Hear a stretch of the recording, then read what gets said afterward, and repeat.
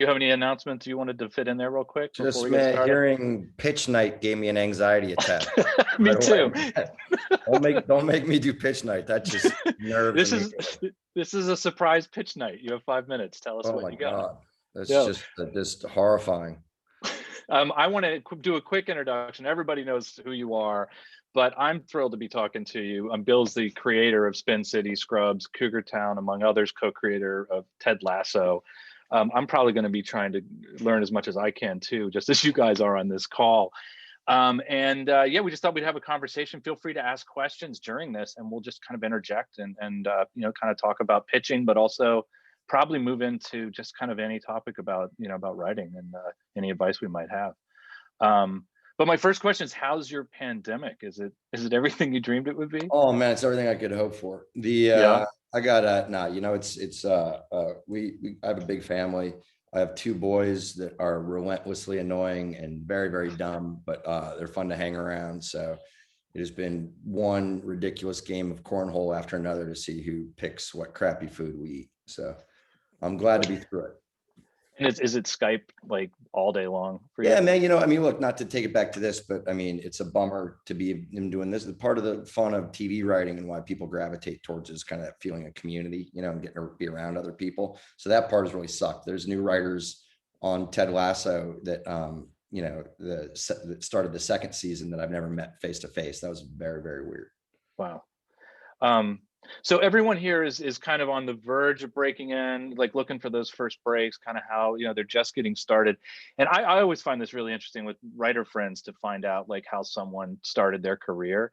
And I thought that might be kind of a cool way just to kind of start the conversation a little bit. Like what was your first job? What was your first break? And kind of how did it all start? Look, everybody has a perseverance story, and everybody has a story of kind of someone mentoring them and helping them out here. Because even though we hear shitty stories about people in Hollywood that are gross and misbehaved, it's also the type of business that someone usually has to kind of help you in through the gate. And so for me, I didn't know anybody west of the Mississippi when I came out here and I didn't go to Harvard and do any of that stuff. And um, my mom, through her own job, had one contact of a dude that used to write on the old Dick Van Dyke Show. He was that old. I think he's 1,000. And lovely guy, Norman Barish. He's like, my manager's with these guys named George Shapiro and Howard West, but I don't even know if they still work out there anymore. And I was watching Seinfeld, which dates me, which is a huge show when I got out here. At the end, it said executive produced by George Shapiro and Howard West. They were Seinfeld's manager. So I sent them a letter that said, if you guys read a script I wrote, I swear on all that's holy, on everybody's life, all that shit, they'll never send you anything again. And they read it, agreed to read it. And then I got a letter back that said, hey, you're obviously really young. Good effort. Keep plugging away. Wasn't our thing. Thanks. So I sent him another script that said, all right, this time I swear for real that I'll never send you guys anything ever again if you read this. And Howard West, who passed away about 4 years ago, took me on as a client when I was a 21-year-old kid. He thought I was funny. I got super lucky. And, within like 6 or 7 weeks, I was a staff writer on a show called Billy, which is Billy Connolly. And I was such a neophyte that every day when the PA came and asked me what I wanted for lunch, I'd be like, nah, no, I didn't have any dough, so like, nothing, I'm good, man. And I'd go eat 8 bowls of cereal. And then finally on Thursday, the guy that ran that show came in. He's like, hey, asshole, we pay for lunch. I'm like, oh, dude, I will have like pasta, steak, hit it up. And my biggest memory about that show, I still have it. I almost got shit canned because all these shows, they give you wrap gifts. And that show, the wrap gift was a jean jacket that said Billy over the pocket with a heart over the eye. Yeah. And I'm like, I don't want this, man. And he's like, what are you doing? Why would you not take the present? I'm like, this show's not even on TV. That's just my name. I'm just a guy that wears a jean jacket with his name over the pocket, Billy, and a heart over the eye. I can't do it. And he's like, just take it and keep your mouth shut. I'm like, all right. So that was You could have gone the other way and just had like Billy put on all your shirts with a heart above it. Yeah, too, just have to that make be it my thing, right? Yeah. So the people would remember me. Nah. It's Billy with a heart. What kind of like, so you at the time, from what I remember, is like you would write like specs of existing shows instead of original pilots. Yeah, this Is is that great stuff for all the folks up here. No one gives a shit if where you went to college or what your grades are, your transcripts. In fact, personal stories that people have here, we'll talk about that later in pitching, are probably a greater asset in that nowadays.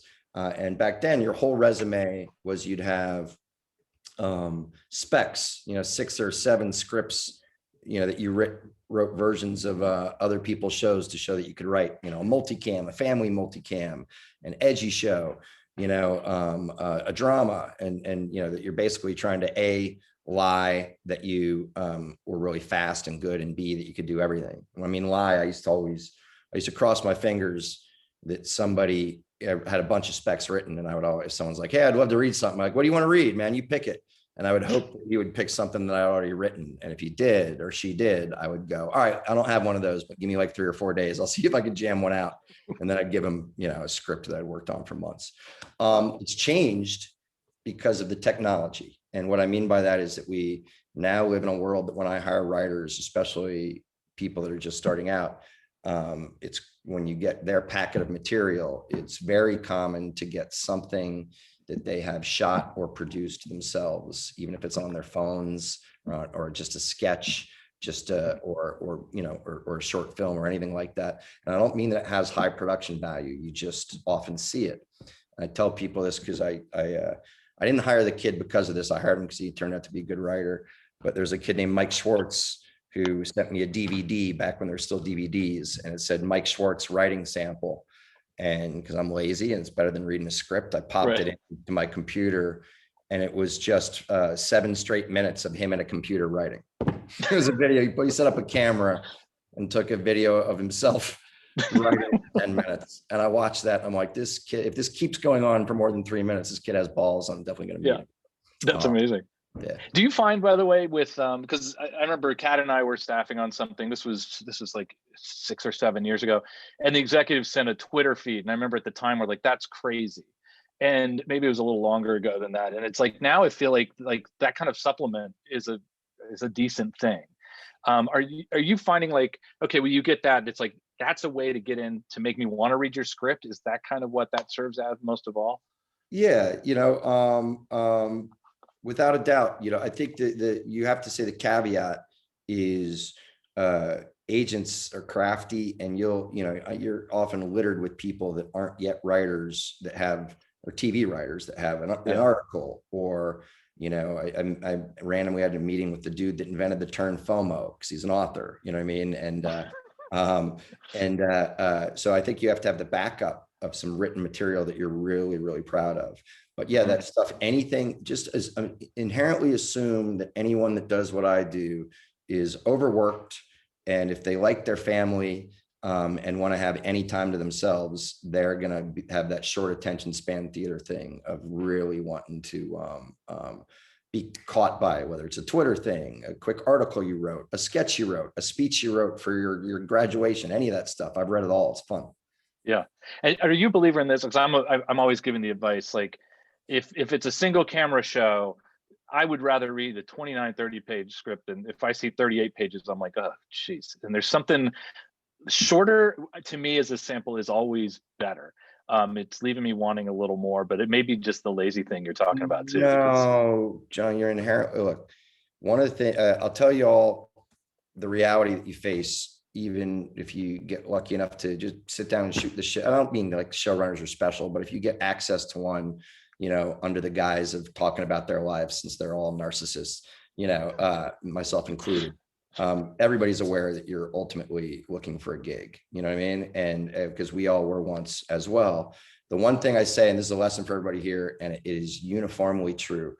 I have a policy. I don't know about how it happens with you, John, but I get, because there's a company in Doozer and there's a way to reach us, we get anywhere from 10 to sometimes, like when Ted Lasso was popping recently, 50 unsolicited scripts a week. And I don't mean unsolicited from writers that are out here working, trying to get representation. I mean scripts that say, my cousin's girlfriend dated your aunt before she got married. Can you get me set in Hollywood? Right. And so we have a rule that you have to be within 2 degrees of separation. And if so, I'll be like, yeah, let's shoot the shit. Anyways, the point of this everybody that I meet with that's that young, I say this, and I say both parts of this. And I give this message to everybody here. I say, hey, you're connected to my family or to a close friend. I will read a script that you wrote. Make it the best example of your work. Make it the correct page length. If it's supposed to be, it's show this 29 pages, don't give it to me 38. Man, don't have any misspellings. Go find a script of it and make sure it's formatted correctly, and make sure it's the best that you can possibly do, because you get one shot. And then I always close by saying, because of my history doing this, 3 out of every 4 of you will be so desperate to make it very quickly that you will send me a piece of crap in 2 weeks that's not finished, has misspellings, that you is not your best work, because you just want to get it going. And just happened to me this week of, is a nice kid. And it was a friend of my cousin's who lives in Queens, and her friend's kid. And I got the script on a Friday, and then on Sunday I got one of those panicked emails that said, don't read that one, because I've been working on it on the weekend. Read this. I'm like, dude, come on. That's man. my biggest pet peeve, because it's like you almost had me read something. Because I think what people don't realize is you're not just reading it, you're reading it to give thoughtful advice or thoughts about it, probably. And it takes a lot of energy. You're investing your important time, but also it's like you're putting a lot of thought into it. And I've had that happen where I'm halfway through one, and then someone says, oh, that's not the one. And it really is like, well, why did you send that? Why are you wasting my time with this? Look, it's one of the reasons I'm excited often to, look, there's ageism in television. It's harder to get started when you're not some kid that they can make up a fake story about how you're fresh out of college. But I looked at some of the faces up here that weren't fresh kids, and to me, sometimes I go, oh, cool. They will hopefully get to skip things that you can categorize under the impatience and excitement of youth. I empathize with those kids. Every kid that I've said, I'll read a script of yours, and he or she has gone home and said, my career is going to start in 3 days. I'm going to stay up through the night, take 5-hour energies, and bust this script out and hand it to them in 72 hours. Yeah. And I feel for them, but do not do that if you're up there.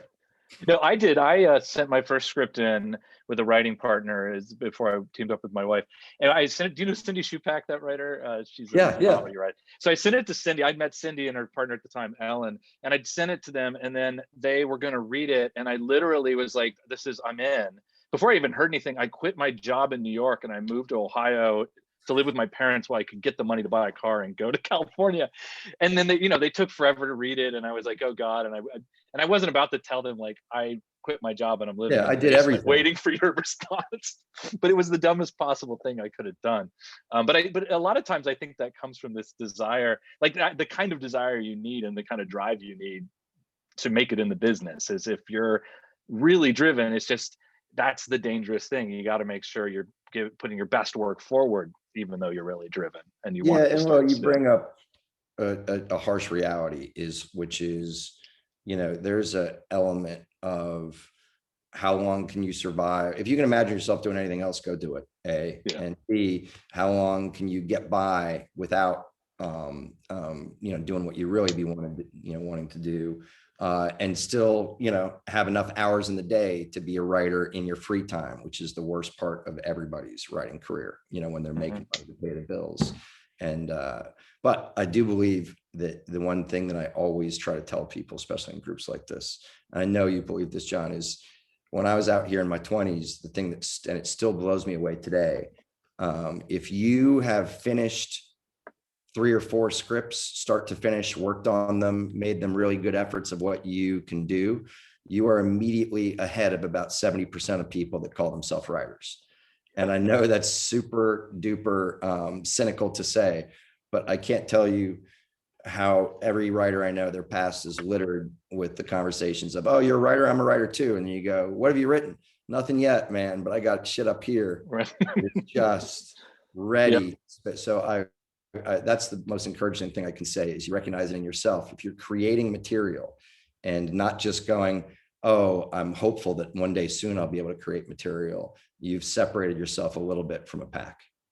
Yeah, and I've noticed the other thing of that is it's so many people who just never finish, and they'll do 3 or 4 scripts but never finish it and say the end and then jump to the next one.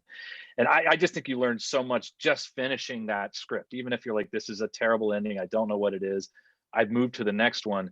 You're already ahead of everybody else just by having finished them also, because now you've got something to rewrite.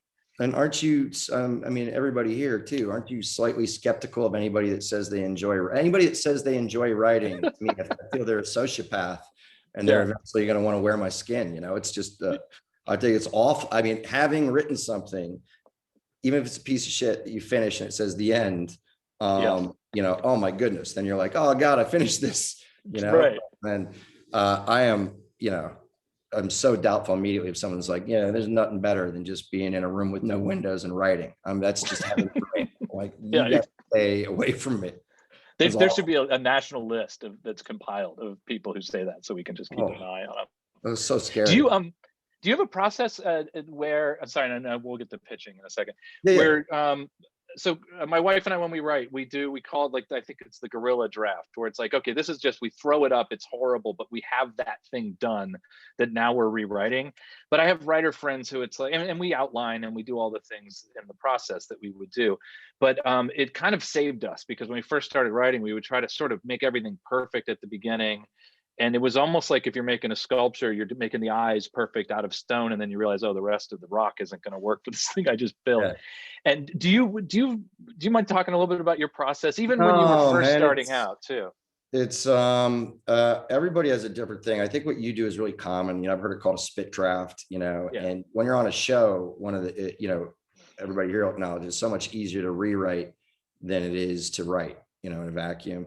My way is a little bit of self-torture because once I know what I'm doing, I walk around with a moleskin notebook. So I want people to think I'm smart, and I'm Yeah. too old to carry like a copy of Catcher in the Rye in my pocket, you know, which I probably never read. Right. But walk around, and, you know, if I have an outline, beginning, middle, and end, then I'll spend a couple weeks jotting moments of dialogue down and what I think is going to happen in each scene. I'm different than you in that the thought of having to write something twice makes my teeth hurt. So Right. I literally don't ever sit down to write until I go, all right, it's all in this stupid notebook. If I can go in 5 days straight, I can write this thing out, and then outside of polishing it, not have to deal with it again. Oh, that's I cool. hate it. Do you typically, and I know everything you develop is going to be different, do you start from a place of like a character, and this is this character that I find interesting, and or do you start from premise? Do you start from a concept? Depends on the show, you know. It's Yeah. some shows I start with a character. You know, Spin City was weird. I was such a kid, and that was just Mike. You know, Mike Fox it was really layered in a weird way because he wanted to do a sitcom again, and he only let Gary and me know that he was sick, and he really, you know, he got Parkinson's way too young, and knew he was going to do, like, he's like, you guys got to do 100 episodes in 4 years. That's going to be the Michael J. Fox Foundation, and Wow. you know, I want to be the type of guy. Here's what he said. He's like, I want to be the type of guy that when he walks in the room, everybody else shuts up, but I want to have a great ensemble. And you know, so we started with a character, and then lucked out because he was buddies with George Stephanopoulos in real life. And I'm like, you should just be that guy, but in New York City. And on the other hand, Scrubs is based on my best pal from college, who was such an absolute fuck up and mess in undergrad in college, that when he decided he wanted to be a doctor, he had to go back and do undergrad again to have grades that could get anybody into any med school anywhere. That started less with the character and more with the world, because I knew I was going to steal his shit, just because when we'd sit around talking about what it was like to have a scary first day of work, but at the same time to be responsible for other people living and dying. You know, I was just joking around with him, and I said, dude, as much as I love you, my nightmare is to wake up in an emergency room and see you over my head going, this, you know, it's going to be great. Don't worry about it. Right. And so that kind of started with the premise of what that first day must have been like. And then kind of filling in with characters and stuff. And then, do you have any way you, when you start building out an ensemble? I know some of the people here are working on comedy where it's an ensemble. Do you have anything you try to do, like, okay, well, I know what my lead is, and now I got to pair somebody that's going to bring out the worst in them? Or do you have any kind of tricks like that? Yeah, look, I have tests to see if you messed up. And like, tell you one thing right now is, if you're writing a comedy, and once you've written a draft of the script and that you can take a joke from one character and give it to another without changing it, it means you blew it. And it means that they're just talking heads. And this is going to sound corny and basic, but even when I run shows now, when we break down the characters, besides talking about their backstory and, you know, who they are, where they're from, what they like, stuff like that, we take the time to write down, you know, think about all the people in your life that make you smile and laugh.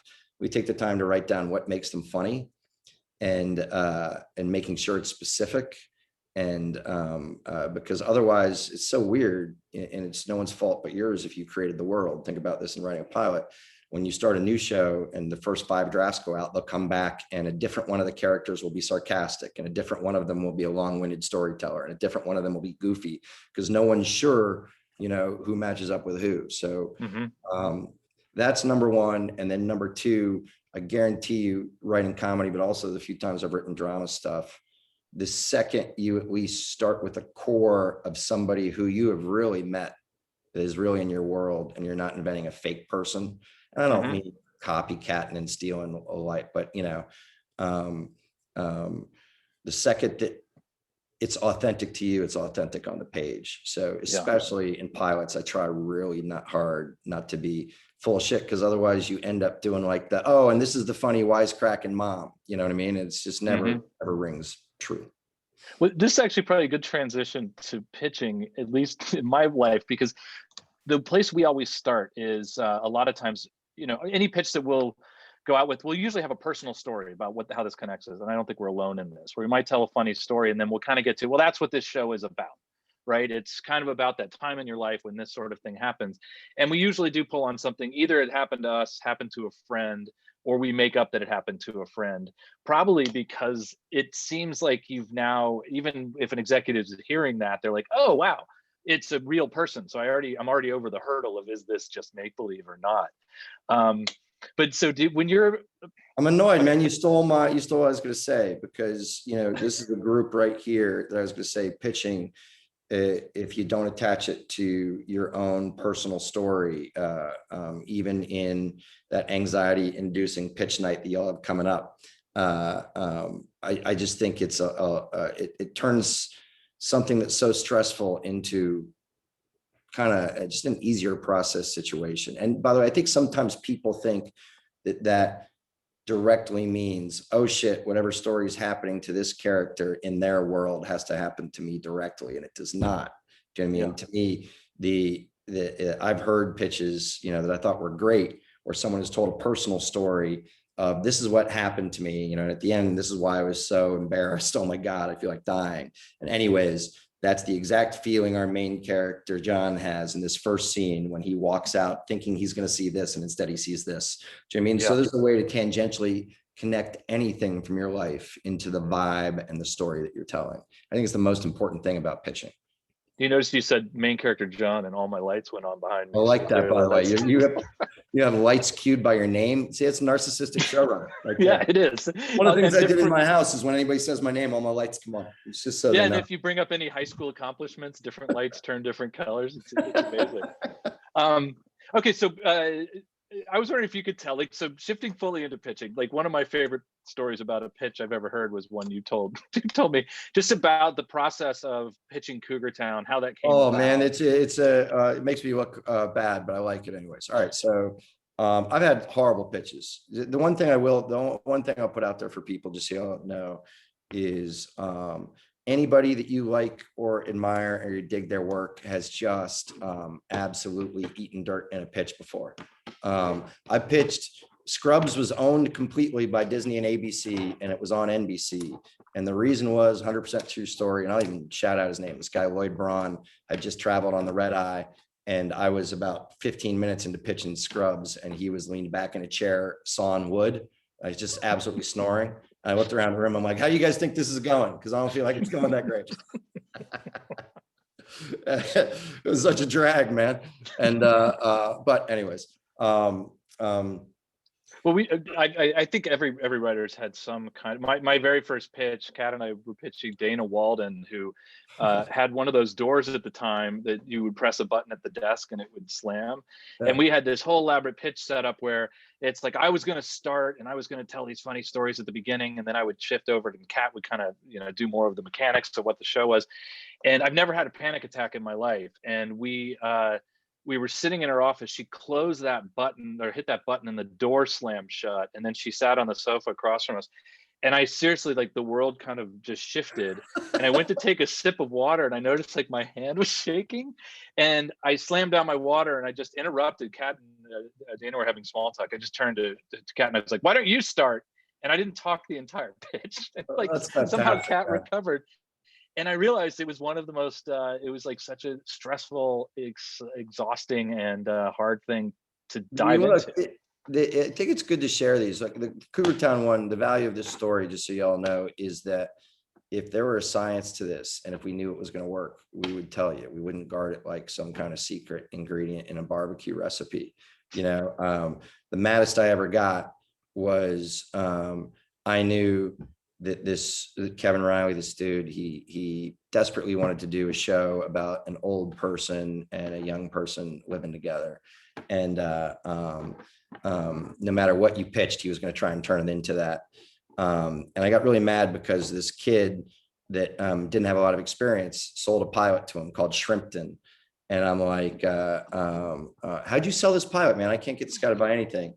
He's like, well, I went in with a different pitch. And he's like, I like the idea of an old guy and a young guy living together. And I had a roommate in college that lived in his grandfather's retirement home over the summer named Shrimpton. And I'm like, oh, cool. What's the show about? He's like, I just said the name Shrimpton and he bought it. And then, by the way, this is what gets worse. So then I went in to pitch Kevin Riley, a very personal story about my father and some pathos in our family. And I'd worked really hard on it. And at the end, Kevin predictably is like, hey, you know what might be cool in this show? What if you turned that one character that's in his 50s into a guy that's like 70, and that character that's in his 20s make him like 18 and they could live together? And I'm like, that sounds really good. You should go fucking write that. And in the meeting, it was one of those things that's really satisfying for like 5 seconds. And then, you're like, oh, that was awesome. And then you walk out of it and going, oh no, that was just such an awful mistake. Right. So anyways, the point thing where like, in a movie, that's where the movie would kind of end, with this victorious moment, but life's not a movie and you got to deal with all that. Like, hey, Bill, did you ever sell another show to Kevin Riley? It's a good question. No, I did not. So Cougar Town exists because I really like Courtney Cox. I worked on the first year Friends. I got fired from a lot of gigs. And after Scrubs was ending, a really good guy that runs CW now named Mark Pedowitz. And he's a really good dude and likes writers and empathizes with everything you're all doing. He said, hey, would you be interested in doing a show starring Courtney Cox? She's just late 40s, about to turn 50, And I'm like, I don't know Courtney that well. It might not be my thing. And we started doing bits because I couldn't sell a show to this guy, Steve McPherson. And I said, what that sucks the most is I know I could sell him this show. And like, if I just totally cheesed out and called it Cougar Town, I'm like, it's gonna be about Courtney Cox. She's gonna be single for the first time since she was 20. So we called Cougar Town. And then it's not even gonna be cuts in between scenes, just a claw is gonna go, and rip it off the screen. And I'm like, it'll be everything that's wrong with everything. And he'll, I guarantee you he'll buy it. And it became a room bit of what the characters would wear and what the noise that the cougar would make. And then finally I'm like, should I go try and do this? And a young guy, good talented writer named Kevin Beagle, who's not an idiot, he's like, I'll do it with you. I don't care. I'll sell my soul right now. And we went in and I literally said, Courtney Cox is single for the first time since she was 20 years old. She's got a grown kid and she's about to turn 50. It's called Cougar Town and takes place in suburban Florida. And he goes, I'll buy it. It's on TV. And I wanted every part of my brain wanted to go, hey, fuck you, man. You should not buy this. It's such a mistake. And instead we walked out and then he always tells a story. Kevin's like, what's this show about? I'm like, I don't know, man. We got to figure it out now.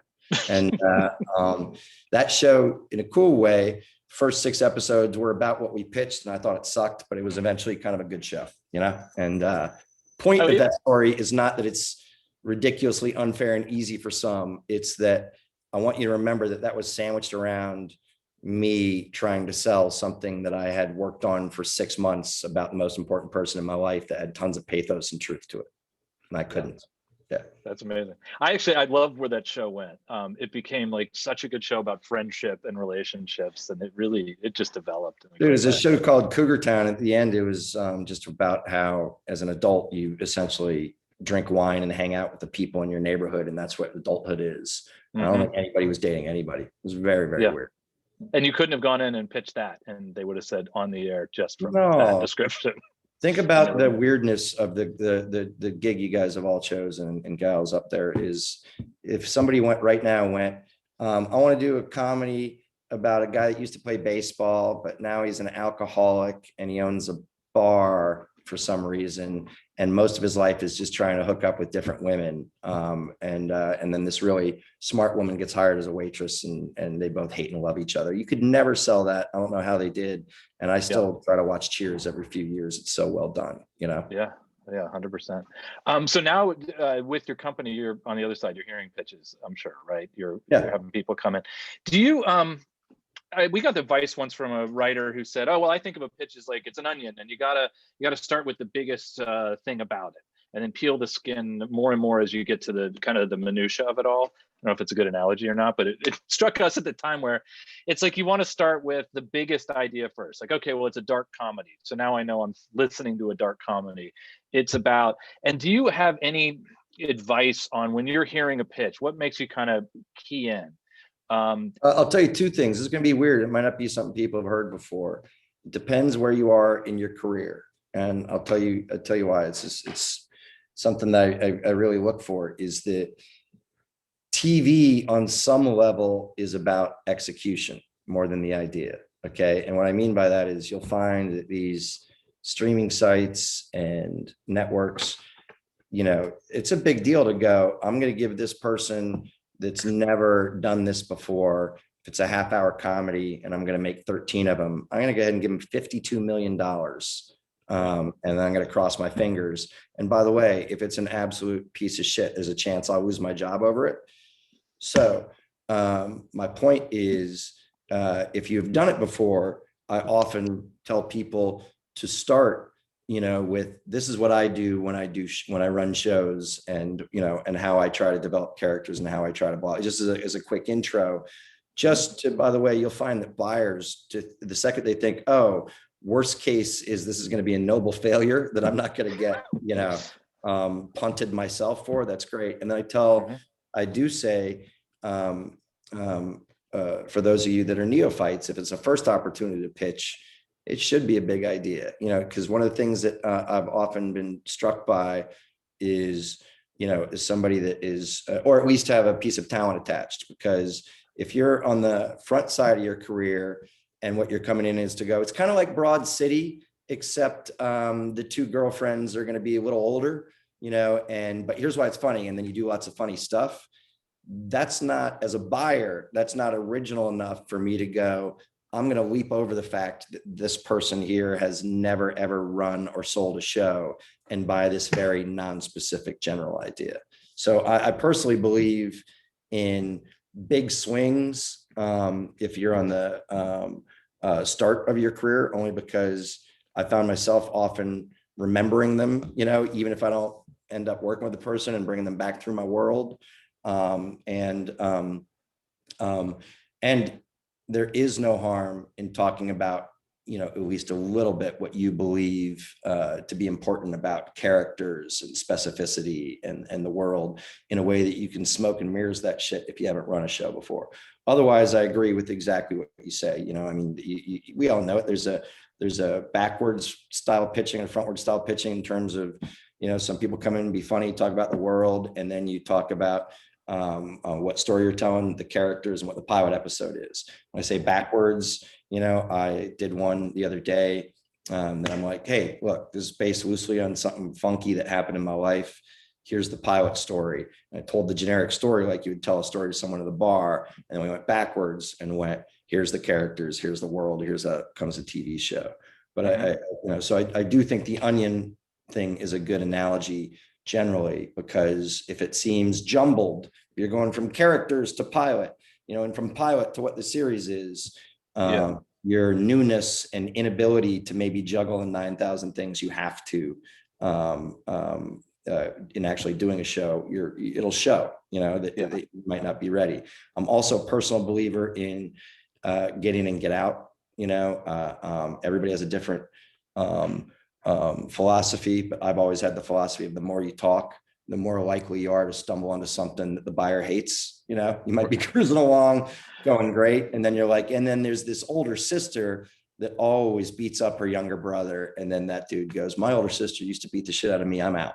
You know what I mean? You So know, the first thing that my wife and I saw was the Kevin Plunkett. I think you yeah, at I love ABC him. when he was. He's so funny, and we were halfway through our pitch, and he's like, "I love it. I'll do it. Let's do it." And we kept pitching, and I remember he was just like, "What the fuck are you doing?"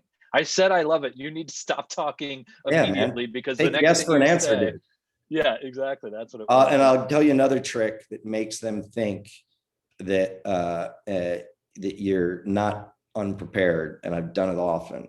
Is I said, hey, you know, I've gone, look, hey, your gift today is this pitch is going to be like in and out in 20 minutes, but I want to tell you I could talk about this show all day. So the fact that I'm ending 10 minutes shorter than people usually, you can either let me split or you can ask me a bunch of questions. I can answer anything about this world. I just don't want to bog you down. And you'd be shocked by how many people are appreciative of that. And you don't seem like you're just coming in there and tap dancing with sparklers, you know? Yeah, I've heard that too, that a lot of executives are like, I have a pretty good sense of whether I'm interested in this within 4 or 5 minutes of hearing Yeah. what the idea is. So why put them through that if they're nowhere near? And would you think the idea of like being an expert, like coming in saying, you know, you're basically, I'm an expert, I've run a show, I've done these things. If you're coming in as a brand new writer also, there's something with your original story, and I think it speaks to a lot of people on this, that you're going to be the expert on your life experience. And a lot of times that first pitch that you make, reminding people that you're an expert on that part of your life maybe is a big deal. It's part of that. This is based on a personal story, but it's like you're the one who can tell this story might be what helps it become that big idea. Super smart piece of advice. I'm going to claim that I came up with that later when I used that. That's fine. It's one of your first attempts, you know, to pitch with somebody. The very second that it becomes that particular story is a story, it's a cliche for a reason that only you can tell, then it negates the fact that you're a neophyte, you know? Yeah. Yeah. And the personal aspect of it, you know, the only thing I ever tell people is don't get bogged down in that it has to be exact, you know, like what actually happened. You know, you will, I guarantee you the people up here that are truly writers and storytellers have had this in their lives before. My dad used to give me shit because, you know, at my mom's family, they're all largemouth bass fishing guides, fishermen on the St. Johns River in rural Florida. And fishing stories, they're great storytellers, you know, and I grew up around that.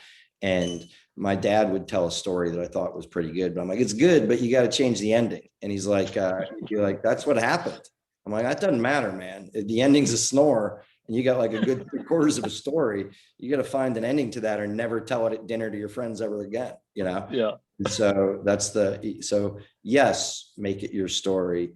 And I would encourage you to, I don't mean to be full of shit and lie, but certainly live in the comfort of knowing that everyone before you has stretched the world a little bit when it comes to what actually happened and what just emotionally kind of happened. You know, I'm a big believer in that if you're trying to get across the emotional truth of what you're saying, even if you're stretching the reality of your true story, it's like you're still telling the truth of it. It just, the details, they're not as important as kind of the emotional truth of what you're trying to get across. That's not a very screenwriter, you know, kind of bullshitty way, but no, but it's true, man. And look, people are looking to connect. You know, I'll tell you the bummer of, and it took me a while to learn it. If you're pitching comedy stuff, the room has been filled before you with lots of men and women that can make someone laugh, you know, and that part's easy. And so even in comedy, people are looking for an emotional connection to whatever story you're trying to tell. And I used to come in and just, you know, I was a really shitty stand-up comic for a while. And so I used to come in and really try hard to make people laugh. And then, you know, after 20 minutes, someone would be like, I still have no idea what the show's about. And I would be like, well, that's bad news. yeah. And so your point is a good one. Yeah. Well, it's funny. There's little tricks. I know we had a friend once tell us, he's like, your mental attitude, if you go in to pitch something with this mental attitude of, I hope you like it, that is not the right attitude to go in with a pitch versus I am about to tell you something that I think is incredibly exciting. And there's something in pitching, I think it's almost psyching yourself out a little bit, where you're not going hand in hand like, oh, please like this, please like this. And you're going in with this attitude of, I've got a great story to tell. And I think that kind of thing can also help you sell the same. I've seen people who could pitch the same words in the same pitch, and one would sell it and one wouldn't. And I swear it's their attitude. Look, I'm not trying to be self-aggrandizing, and it came off, I'm sure, is way too cocky sometimes, but I took great pride when I was younger in starting all the pitches with hey, whether you buy this or not, this is a really good pitch. You're gonna dig this. I think it was almost some Oprah-like garbage that I was trying to make myself believe it, Yeah. But the trepidation and not believing in yourself, you wear that stuff in these things. And don't get me wrong, it's okay to be nervous. Nobody here signed up to be a stage performer because they want to be a writer. You can be self-deprecating about your nerves and your public speaking things, but never doubt your idea, because that part should have been over long before you got in the room, And a very specific question, then I think we've got questions from the group. I'm just curious what you're seeing, because when we were first starting, it's like, I thought you pitched and you didn't look at your notes, you had it all in your head, and that was important. That's one style. I'm hearing more and more, it's like, it's pretty common now to pitch literally almost a staged reading of your pitch off of the page. I've seen it's comfort zone. I've seen stage readings. And my only thing that I told people to stop doing in stage readings is some people that they're just reading their thing have a fake impromptu joke in there. Don't do that, because everybody knows you're reading. And because by the fourth time I hear it, if I'm going around with you, when this young lady was pitching this, I in the elevator afterwards, I'm like, you can't do that fake impromptu joke again, or because I roll my eyes every time and I've heard it too many times. But there's no right or wrong way. People don't care because they're not judging you as a performer. And if they are, they're in the wrong job. I do it with a note card of bullet points and shoot the shit and get out of there. But it's because I've been doing it a long time. So I think it's whatever makes you most comfortable. Yeah, I'm sure I wasted so much time worrying about my performance of it that I should have put into the actual content of the pitch instead. So that's what's important. There was somebody. Hit us up with some questions. I heard an interrupting voice. Yeah, we do got a couple questions. Brian, you had a question. Hi, Bill. I'm Brian. I'm known to Group 7 as their resident Scrubs expert. Your show was the most influential show on my voice. It led me to writing comedy with heart. I reference specific episodes all the time when giving notes to people, like Scrubs pulled something off like this in a really spectacular way. You should go back, watch, and learn from what they did. In that spirit, what do you think it was about the Scrubs pitch that got it picked up? Do you think there was one particular hook it had, or was it the overall package? Oh, I do. Look, man, it's someone took a chance on it because of what you said, and I'll tell you, I did make someone laugh, but I really personally love walking this tightrope between broad, silly comedy and moments of emotional depth, and when I was pitching it to NBC, where it ended up, the dude that was the president there at the time for Garth Anseri, he's like, this is ambitious, but I don't know if you'll be able to do big, silly fantasies and goofy jokes, and then a second later have us give a shit about somebody that's dying. And I said, I don't know, man. I think if you play an indie song and turn the lights down, that people will buy it, and I was half joking and half serious. And he laughed, at least in the way that I had thought about it enough that I said, look, I'm being half facetious. I think if you let me shoot it in a real hospital, that I'll, at worst case, it'll be a noble failure, but I think I can really try. And that was the fun part of that show. It ended up being the core of the show. We talked in the writer's room and said, the best episodes of that show were the ones that pulled that little tightrope off. And the worst ones were if it was too silly and you try to make people care about somebody that was going through something painful, it didn't work. Or if it was too much of a drama, you would, my dad of all people would call me up. He's like, I don't need that shit. I'm not looking to sit around and be sad for a half an hour, man. And I'm like, hey, I'm sorry, Dad, I know you had a long day, you know? So it became really kind of the building block for the show. Thank you. Yeah, thank you, man. That meant a lot to me. I'm not good at accepting compliments. My wife told me my new thing is I gotta look people in the eye and say thank you, and thank you. That stuff means a lot to me. I really appreciate it. All right. I got a lot of questions from I got the same question from like a lot of people, but a lot of people are really curious. How did you pitch Ted Lasso? Oh, Ted Lasso was a bear. I'll tell you why. It's a good topic because one of the trendiest things right now in entertainment is IP, meaning intellectual property, meaning you're doing a show based on a character that exists, a book that exists, a movie that exists, cartoon character that exists, a superhero that exists. And the good side of that is familiarity. And the bad side is it's hard to convince anybody that you're doing anything different than what they've seen.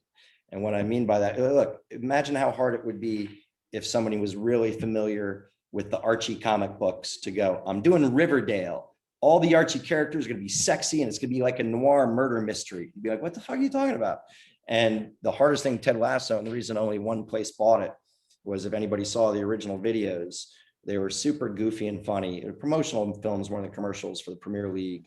And it was Jason improving. He was very bombastic and a loud, angry American and yelling and screaming at everybody. And when we went around and pitched it, you know, it was people watch the videos and think it was funny, like Airplane was, you know, just firing jokes. And then we'd go, you got to hear us though. He's going to be quieter, and it's going to be a show about forgiveness and empathy and mentoring in a time that kind of social discourse is toxic and cynical. And everybody's like, yeah. Or they'd pass. Apple bought it, but didn't believe us. And then when we turned in the pilot, you know, to their credit, they've been very supportive. But when we turned in the pilot, they're like, what the hell's this? It's depressing. You know what I mean? Where's the funny things when he's yelling at people to kick their legs up higher and going goal, you know, and stuff like it. So it was really hard process because we knew what we wanted to do, but in a weird way, because the character existed, couldn't make people believe that, you know, that's what we were trying to do, something different like that, you know. And we hearkened back to, I mean, the only example I could think of was like the old Mary Tyler Moore show, and then it became Lou Grant, you know, the same character played by Edward Asner suddenly in a gritty drama. Very weird. So that went everywhere, and Apple was the only one who. Yeah, man, we were like 0 for 5, and then Apple bought No it. kidding. Wow. Yeah, that's a weird thing, right? It's a question of how much do you show beforehand of something, because people claim they can look past a form, but then that's all they see is like, it's like, to me, a friend of ours was like, don't ever put something together unless it's the final, if you're showing it in a pitch, because that's how they're going to see it, no matter if you say this is a rough. Hey, a pilot poster of it. presentation. Really? You guys have heard of that when you make a thing? That's just your pilot. Yeah. That's what they're really saying is we want to see your pilot if it's cheaper. Oh, okay. Right. That's what it is. We just don't want to give you money. More questions. Hit us up. Yeah, we got one from Yvonne. Hi, Bill. Hey, how you doing? Thank you for Ted Lasso, because it was a light in the darkness during this time. So it was really fun to watch it. My question to you is, I see that you're a big fan of your daughter, Charlotte.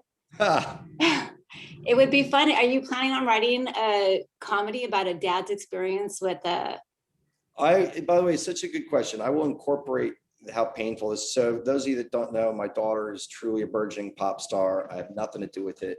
She got pulled out of high school and has been on the road, and it is both super cool for me and painful because that world is seedy and she's a young woman, and I wish I could make it great and easy for her, and I'm her biggest fan. I know that it'll creep into a comedy. She's very proprietary. She's never let me put one of her songs in one of my shows because she's like, I don't want any perception of nepotism, I'm going my own way. But it's become part of my comic voice. I realized I was in Europe working on Ted Lasso, and her tour was there. And I was in the audience, and I didn't like it that most of the audiences, you know, women between like 18 and 21, a couple of young guys. There's one dude that was like, you know, late 30s and way too close to the stage, and seemed a little creepy to me. And I started to bum out about it, but then I noticed people looking at me, and then I realized to everybody at that concert, I was just a 50-year-old dude wearing Charlotte Lawrence merch who gets way too emotional when she sings, gets a little teary and shit. And I'm like, I got to get a sweatshirt made fast that says I'm her dad. Don't be creeped out. So I don't think I'll write about it specifically, but I will incorporate that feeling of helplessness of when your daughter becomes an adult and you both trust her and fear for her without a doubt into something that I'm doing. Yeah, that's great. I thought it was really cute how you cheer her on and are a big cheerleader. Oh, she's the coolest, man. And she got massively depressed because I forgot she wasn't a grown up and she felt like this quarantine meant that the world was closed forever. And that was a kid that was just on the cusp of making it in her eyes. And then her whole world, she's supposed to be playing Red Rocks, the Greek Theater, and then everything was shut down, so I really root for her, man. Everybody, you don't have to, if you're not, a 18 to 21-year-old young person, you don't have to go listen to her music, but pass it on for me. I'm a dadager in that respect. She's got a great voice. There we go. That's the most important thing that happened tonight. This month. Thank you. Of course, it's so cool. All right, Ramsey, you had a question. Oh yeah, can you hear me okay? Yeah. Yeah, so just in some writers are not very flexible with their concept and don't want notes.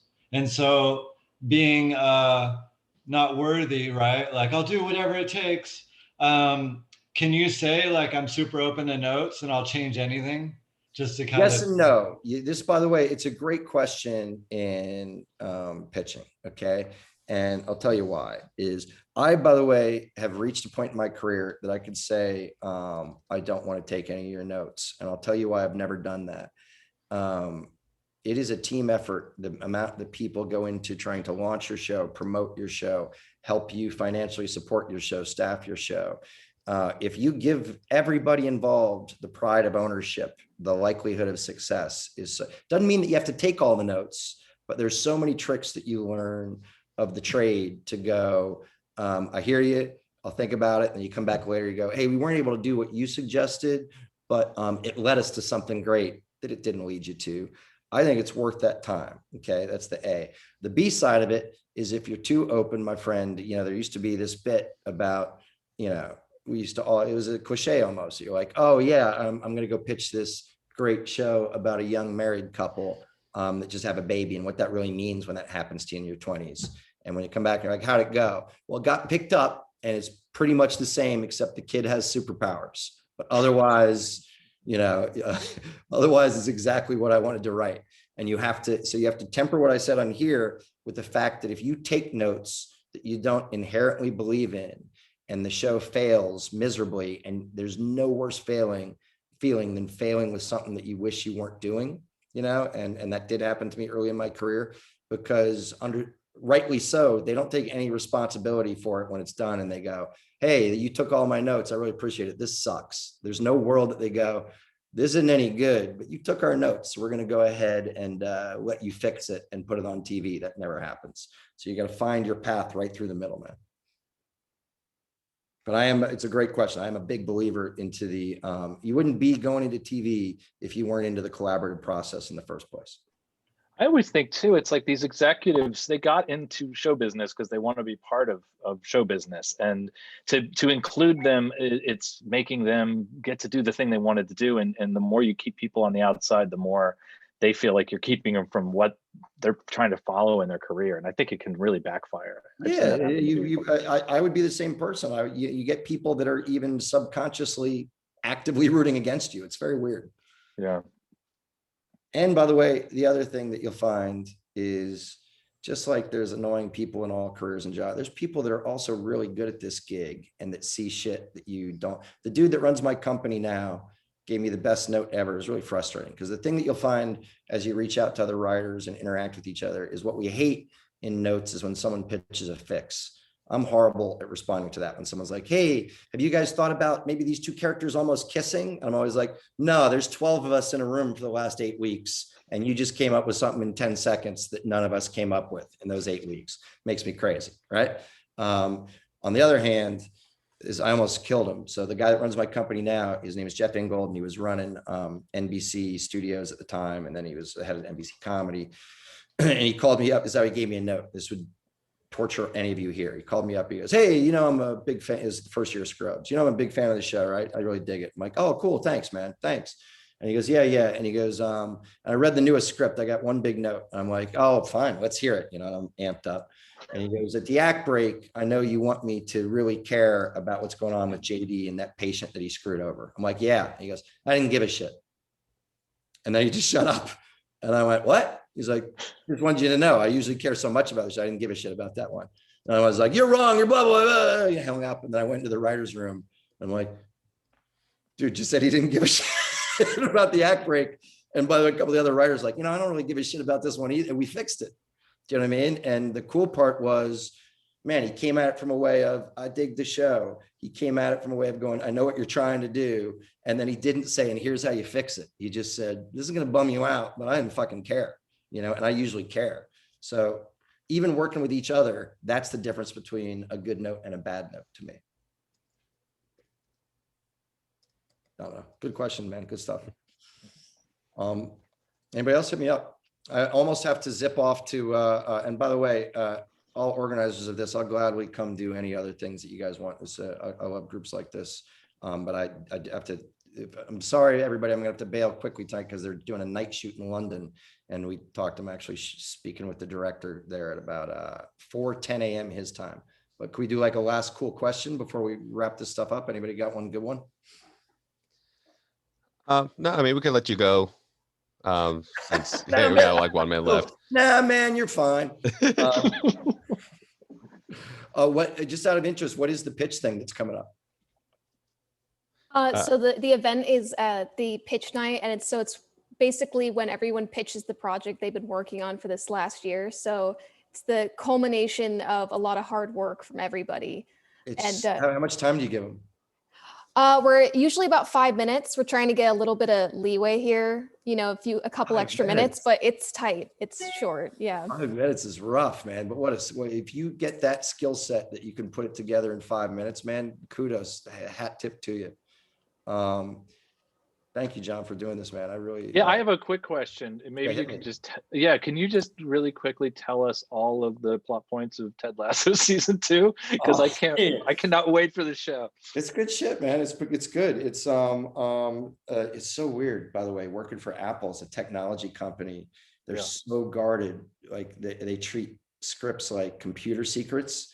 So like even Okay. trying to hire actors, they get only the page of that they're auditioning with, and then you're not even supposed to tell them what they're doing. It's so weird. So Wow. I could do it, but I feel like since Apple's always listening, that all of our devices would just shut off without it. The same way your lights went on when we said your name. Yeah, that was Apple, by the way. That was them tuning in just to make sure you weren't giving anything away.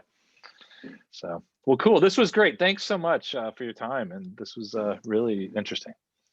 John, it was a pleasure to talk to you. Just so you all know, John's is super skilled. I mean, everybody knows, super skilled and talented creator, showrunner in his own. It was a pleasure, and I hope I get to come back and talk to this group again and just do more Q&A stuff. That's the most fun. Awesome. All right, Thank see you, you, Bill. Bill. You're always Thanks, guys. welcome. See ya. Bye. Have a good night. All right. Thanks so much for your patience, everyone. I'm going to go ahead and open up the rooms now. And as I mentioned, I know there were a couple folks who got stuck in the waiting room just at the start. So I think maybe you only missed about a minute or two, but I will have the recording ready tomorrow, just in case you want to watch the intro. But so great to see you all. And I will open up the rooms now.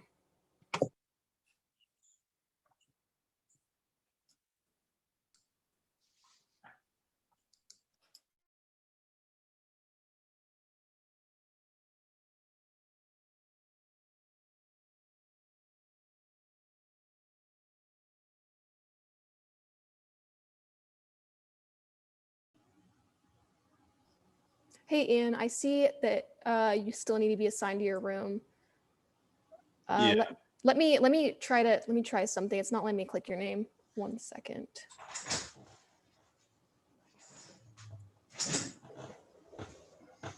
Should work now. Okay, cool. Thank you.